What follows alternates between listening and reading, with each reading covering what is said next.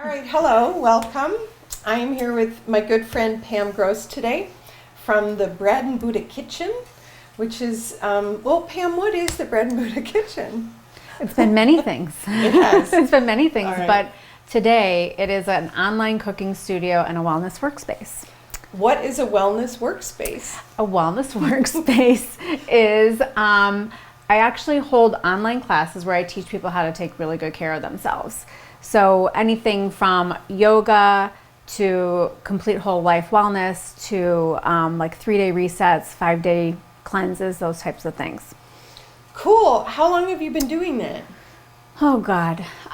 Well, I've been doing this since we got shut down from COVID. Mia and I worked together. Mia was cooking with me in a commercial kitchen, and we were making the best food ever. The best food ever. And I've had people tell me it's the best food ever. It really was the best food ever. I know, it was so good. And we would make these little grab and go salads and soups and smoothies and muffins and Buddha bowls. And we'd load fridges in yoga studios and fitness places throughout the North Shore. And we were doing that for not even a year yet. And prior to that, we had it was a meal delivery business. And so Mia would come in on Mondays and help me pack up all the food. And that was a really fun thing too, until that wasn't fun anymore. And then I stopped, and then I started the Bread and Buddha Kitchen, the organic food boutique. But you had the Bread and Buddha Kitchen going, it just wasn't an online workspace. Correct. Right. So the reason why I pivoted during COVID is because I started off as a wellness coach. Yeah. And I was teaching people how to cook, and I had recipes on my blog, The Bread and Buddha, and you can go there and look up those recipes too. They're so good. They're very good, They're I so think. good. They're my faves. A lot of them are my faves. But then my clients were asking me to cook for them because they couldn't do it anymore. They felt like, I could do this if you could just cook for me. So then I decided to start that meal delivery business, which really was my whole philosophy, which is really like deconstructing your meals, having like 3 proteins, a lot of cooked vegetables, salads, soups, and sauces in your fridge so you can mix and match everything. And that's really how I eat, and that's how I teach people how to eat. And so we had these big bags of cooked food that we packed up and delivered all around the North Shore. It was a hit. It was a big hit. But we're here today. We're here today. So I'm back to teaching. So after we lost our kitchen, I really had to take a moment to think about what was going to best serve me. And I wasn't very healthy during that time. It was a really tough time because it was super busy and challenging. And this hit all the spots. So I can teach people how to do it. And I actually felt like by giving people the cooked food, I was almost an enabler in their bad habits. You were. And so now I really am giving them the reins back and teaching them how to do it. So I feel really good about that. And it's super successful. It's successful and Everything it's fun. you touch is so successful. Knock on wood. Okay. All right, so what are we cooking today? Okay, so today we're making beans in purgatory. It's a Shakshuka. What is Shakshuka? Shakshuka I'm gonna be the is person that asks the I know questions. that. I can see that. Shakshuka is a really delicious tomato-based one-pot dish, and typically it's made with eggs. And you make these little nests almost for the eggs, and you crack an egg in the little nest, and you have this really delicious tomato sauce. It's like a great spicy, right? It can be however you want it to be, but it's a great breakfast, but it's also a great snack, and I think it's like a great anytime meal. But instead of using eggs today, we're going to do beans. Yay, I love beans. And so I love doing the beans too, because you can really scoop up a whole little pot of beans with the tomato sauce, and that's really delicious. Or you can mix the whole thing together, and that's really delicious. And I'm going to teach you how to make a white bean dip from that same little bean mixture, because it's really good. It's a twofer. It's a twofer kind of day. All right, so let's start. I'm just going to wash my hands. Okay, you can wash your hands. So while Mia's washing her hands, there's a couple things I want to point out what I'm doing with the Shakshuka. So my whole philosophy is to get in as many plants as possible. So here, you can just use this. Thank you. Because plants are the foods that us humans are supposed to eat. And so people often ask me what's in this plant? What's in this plant? I'm like, does it really matter? This came from the earth. It's for us to eat. And it's a gift. I mean, this is incredible when you think about how amazing that it is that the earth provided this for us, and then we get the opportunity to make it. And oftentimes I find that people will do things like cut the ends off or cut the stems off. And those are the parts that actually have the most nutrients. It's where the plant took in the nutrients. And so you really want to get as many plants as you possibly can in your food, but you also want to get as much of the plant in as well. So this recipe calls for an onion, but instead of an onion, I'm going to use the entire leek. I'm going to use them from top to bottom. Okay. And aren't leeks, I'm again going to interject. Yeah. Aren't leeks notoriously dirty? Very dirty. Okay. Yeah, and I'm not scared of dirt. Okay, I'm not either. Yeah, dirt is good for you. Yeah. We've gotten very scared of dirt. More soil you can get in, actually, the better. So you want organic, though. You want organic, and so you can see here maybe, I don't know if you can see this. This is like pretty dirty, and we're actually going to eat these greens. And then here you can see there's a lot of dirt in there. There's a lot of dirt. And so the way I do it is I like to peel off. So I always have my water running. And then I take my knife. So there's the V shape in that little leek. All of them come with that little V shape. And I usually take my knife and cut down like 2 layers. And then I peel off like that one layer. There's tons of dirt. The next layer, there's tons of dirt. Do you want me to wash this? And then I rinse. I'm going to dump. Okay. Then I compost everything as well, so I don't feel so bad about getting rid of things like that. Do you save this for soup? I could, and I actually have I have a ton of broth, so I don't have any room for that. But if you wanted to take it home and save it, you could. Place? I do. I have a little bag right there.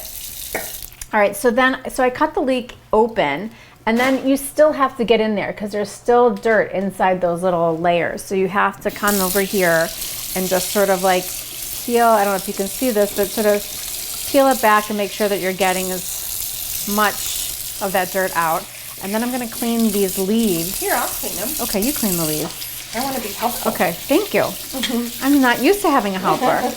And then I like to just keep my leeks like in half moon shape. So a lot of times, like one of the reasons why I like using leeks versus onion is onion gets so soft, you have no idea what you're eating. And I feel like I like to know what I'm eating. So I just do these little half moon shapes, and then you also get this really pretty yellow-green color, so not everything's like one note. Oh, like an onion would be. Yeah. Yeah. So it just adds more interest and texture to the dish. You'll bite into this leek, whereas the onion would just disappear. No offense to the onions. And you can use the whole leaf? You can use the whole leaf. So I'll show you. Are these clean? Yeah. Okay, so I'm just going to take a little pile, and then I'm just going to start making some slices. And I'm going to want to go back through this because these get a little tough. They will break down. That was my question. Yeah. Backhanded that aren't these tough? And They are. They are. You could still eat them. Yep. So It's kind of like the middle of the kale stem. Right, exactly. Right? Which That we're you going to like use too. Cut up and roast. Right, because I like to bite into things. I like to know. So like even when I make my soups, and people would always say to me like, your soups are so good, like the veggies are so crunchy still. Nothing grosses me out more than having a mushy soup of vegetables. Like I like to know that I'm biting into a carrot or that I'm biting into celery, so you don't have to like cook things, till they're mush, till they're dead. Right. So that's a pretty good little mix.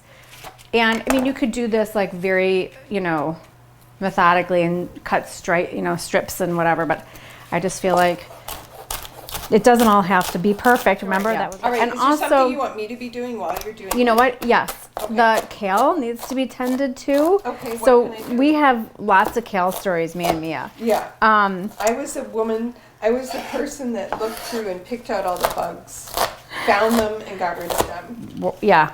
It's crazy because our hide. stuff was very organic.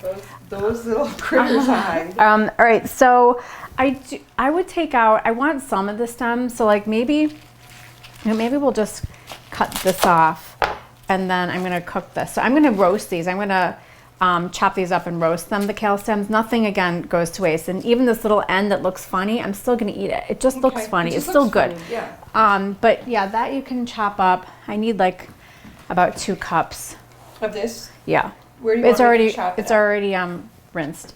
You can chop right here, no? Oh, okay, yeah. Okay.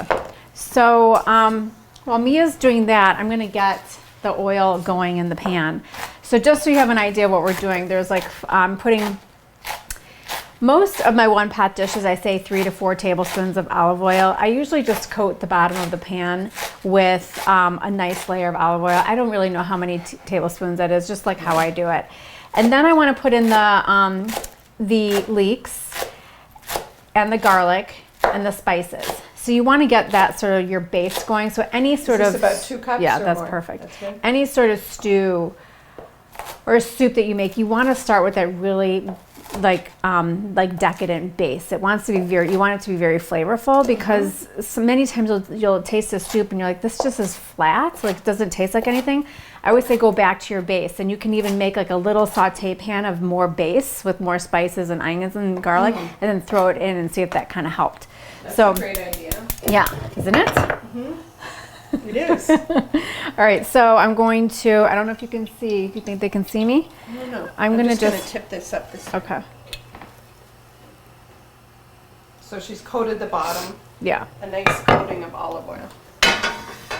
So And how high do you want your heat here? I want to get it a little high so that I Okay. can get it hot, and then I'll throw the leeks in. And the other trick is that you don't want to throw garlic in a hot pan right away, because it will burn immediately. So I always do the leeks, then I'll do my spices, and then I'll do the garlic. So the garlic it's not just like sitting in hot oil and then you've tasted burnt garlic. It doesn't taste good. Nope, doesn't taste So good. the other trick that I love is having this giant cutting board, which is a cutting board that Mia and I used in our kitchen. And like with all those little cutting boards just don't give you enough surface space. They're So like awful. this is the best. Get yourself and then a big cutting board. and then I use this paddle. It's okay. Stuff goes all over the floors, just like the old days. All right, and then I use this. No, I'm gonna hold off on that. But I am gonna put in. Well, you could stir that. Okay. So Mia's gonna get that going, Right away it smells good. right? And look how pretty it is. So pretty. You gotta. Can you see that? So pretty. So rather than just using an onion that is just like a white onion that's going to go soft and you're not even going to know what it is, the leek gives it so much more texture and just like interest, I think. Vibrancy, right? Yeah. Yeah. And nutrients. Yeah. So the darker the plant, the more nutrients you're going to get. So that just is an indicator of how many phytonutrients are in the plant.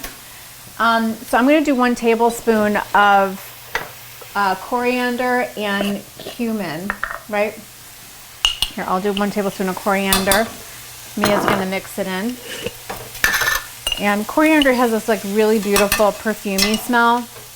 It's an underused spice. Yeah, I always feel like, People are afraid of it. well, I feel like the plant gives off this perfumey smell to say like, eat me. Okay. It's like, I want you to enjoy me. I love using cumin.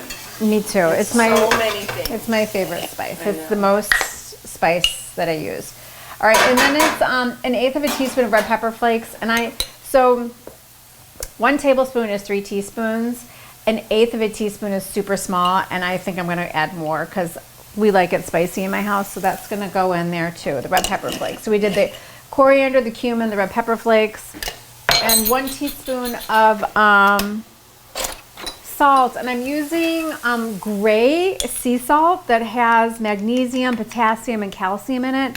So just if you're going to use something, you might as well use something that's really good and it's going to pack I've in. never seen Yeah. gray salt. Gray sea salt, and so it's a very coarse grain of salt. So it's not like I'm using Morton salt and dumping that all in. Plus, our Right. body needs salt, and there's all this information going on right now about how much Salt. salt we need, and that salt really isn't the bad it's boy. not the bad boy of Yeah. blood pressure. It's actually the lack of potassium that doesn't help the body process the salt. That we actually need that salt, and we need the potassium. So when you have a salt like that has the potassium, calcium, and magnesium in it, say someone doesn't have that salt, how much of that Morton's would they put I mean, in? the Morton's I would do like a half a teaspoon. Okay. Yeah. You can always add salt. Later. It's hard to take it out. Exactly. Just be careful. Exactly, So- exactly. All right, it's time for the garlic. Okay. So, do we want to show them what that looks like? Yeah.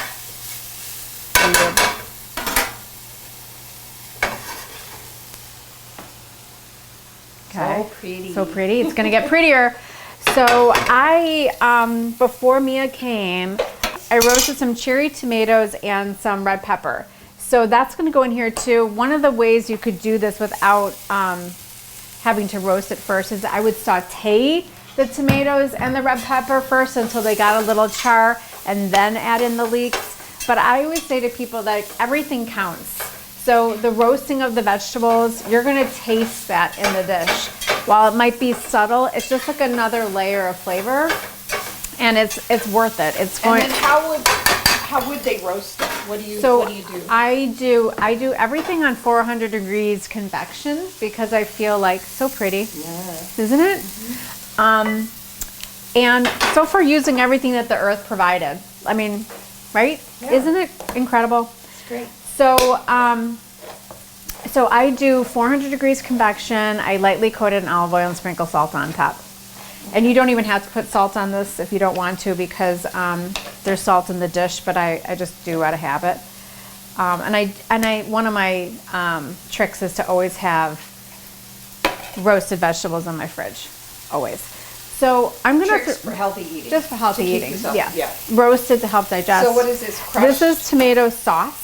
Oh, tomato And I'm going to sauce. do the whole can. Okay. We need 1 table. So that was a whole can of tomato sauce. I'm going to do 1 tablespoon of tomato paste. And let's see. This is going to need a little help. And then one of the things I have next to Mia, so you could buy like the diced can of tomatoes. You know, instead of skip, crushed tomatoes or But tomato again, now you see the whole tomato, you know you're eating. And so Yeah. for me, I just feel like it's just a nicer way to you enjoy. mean instead of even putting in the roasted tomatoes? Yeah, you could just do like a can of diced tomatoes. Got it. But I prefer to keep them. And if they were really big, I would use this masher to kind of mash them down to make it a little, I'm going to just put this on simmer. Okay. Yummy. Okay, now we're gonna do that. It was so easy, right? So That now we're was gonna easy. do the kale. Okay. That's a lot of kale, but it's okay. Nice chopping, Mia. Thank you very much. Mia's a chopping pro. So, again, this is like such an easy recipe. And I feel like we make cooking so complicated, and it really doesn't have to be. I feel like it needs a little bit more sauce. Okay. Hold on.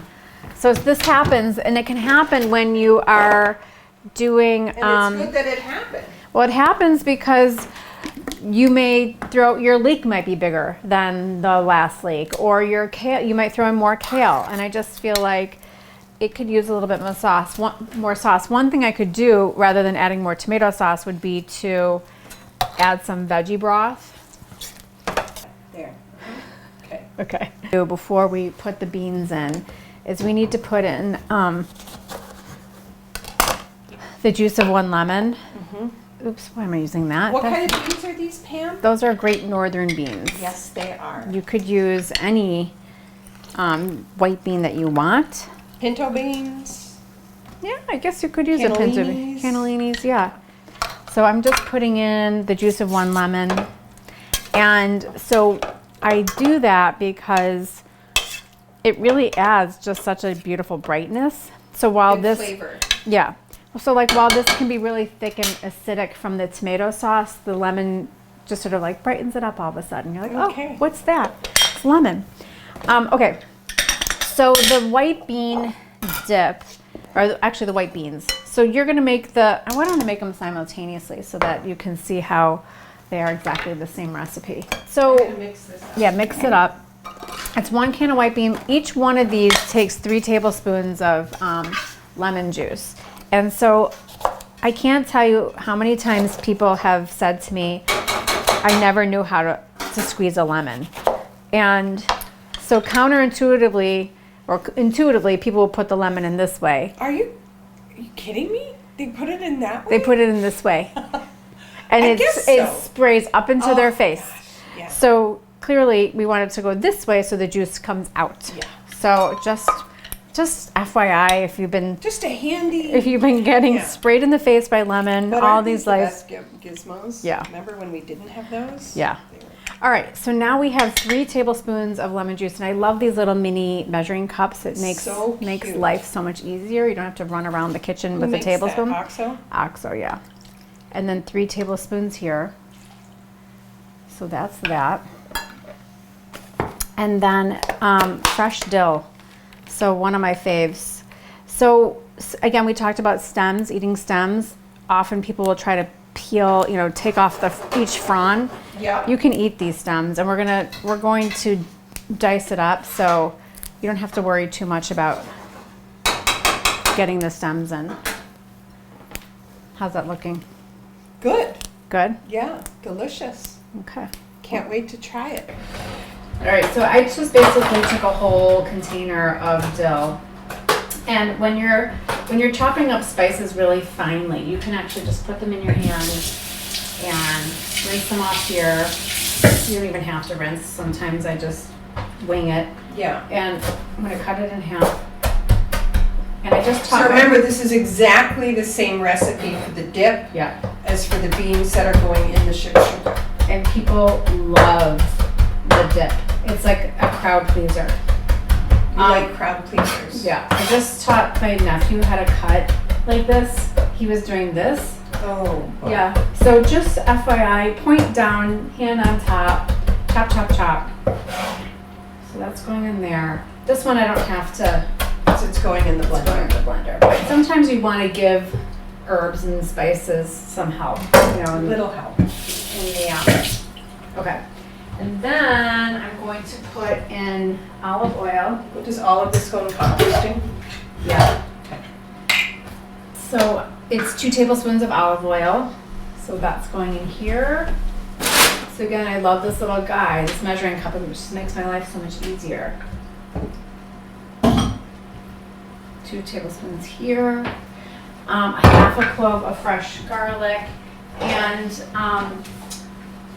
where's my garlic? Oh, one of the things I really like to do lately, especially in like a dip like this, just let me move this out of the way. I like to take like a little lemon zester, and just do this. I have a better sense of how much garlic is actually going in there, and that's like plenty, in my opinion. Yeah. And I'll just do the rest here. I could have thrown this in, but sometimes the garlic just ends up at the bottom of the Vitamix. Okay. And it doesn't get mixed in. It doesn't get mixed in. So a half a teaspoon of salt. This time I'm going to actually use a kosher salt because I feel like it breaks down better in the lemon. Whereas the gray salt won't, doesn't? It will like eventually. But I feel like it's really thick.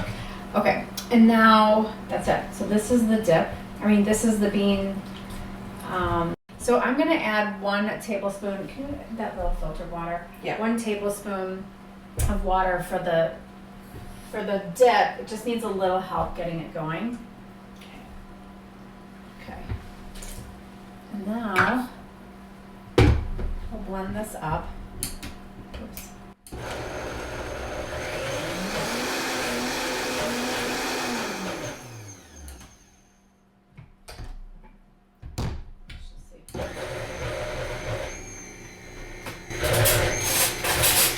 Having a little cocktail spoon around because there's something besides cocktails.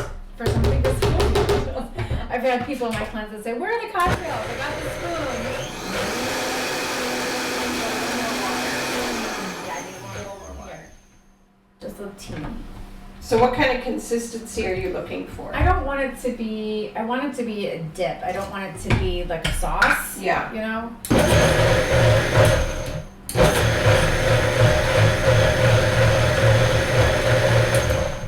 To me, that's good. really delicious. I have some veggies we could dip in that if you want. Mm-hmm. Look at that. Yeah. And that was easy 2 peasy. seconds. The dip, and if you wanted to be really fancy, Put some dill on top. well, you No, could a little olive a little oil. olive oil. Just like a Nice. little drizzle. And I just think it looks pretty. It does. And people are like, ooh, what's that? And then here, we'll take a little dough. And then here you go. White bean Nice dip. And now, okay, so I don't know if you want to bring them over to the stove because I'm going to do the wells. Okay. So, can you see the pot? Okay, so I'm going to make these little, sort of, little wells. And if you were to drop an egg in there, so you put the pan on, you put the cover on, and then they would cook. And I find that you want the eggs to be as close to the bottom as possible because it helps them to cook.